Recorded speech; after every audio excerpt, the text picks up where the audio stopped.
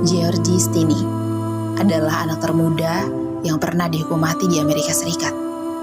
Ia dieksekusi dengan kursi listrik pada tahun 1944, tapi 70 tahun setelah kematiannya, satu kenyataan tragis terbongkar. Ia tidak bersalah.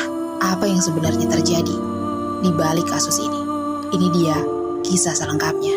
Georgie baru berusia 14 tahun saat ia dituduh membunuh dua gadis kulit putih, Betty dan Mary. Jasad keduanya ditemukan tak jauh dari rumah Georgie, tanpa bukti fisik, tanpa saksi, dan tanpa pengacara yang membela. Georgie langsung dijadikan tersangka utama. Padahal, waktu itu ia hanyalah seorang anak kulit hitam yang bahkan belum mengerti hukum.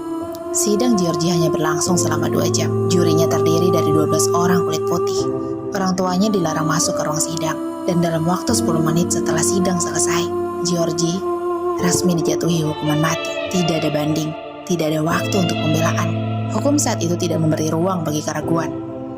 Apalagi untuk seorang anak berkulit hitam. Setelah vonis dijatuhkan, Georgie dipindahkan ke penjara yang 80 mil jauhnya. Ia ditahan sendirian, tanpa pengunjung dan tanpa pendamping. Selama 81 hari, ia tidak pernah lagi melihat wajah ayah dan ibunya.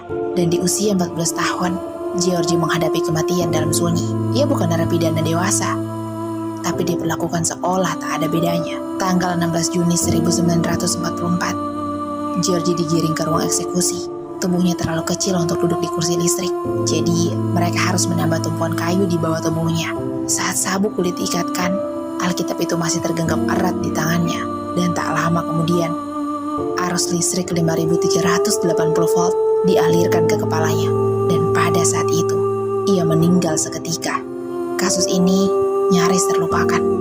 Tapi 70 tahun kemudian, pengacara pro bono dan sejarawan membuka kembali catatan sidang. Mereka menemukan kejanggalan fatal. Balok yang katanya digunakan untuk membunuh 2 gadis beratnya lebih dari 19 kg. Tidak mungkin Georgie bisa mengangkat, apalagi memukul 2 orang sampai tewas.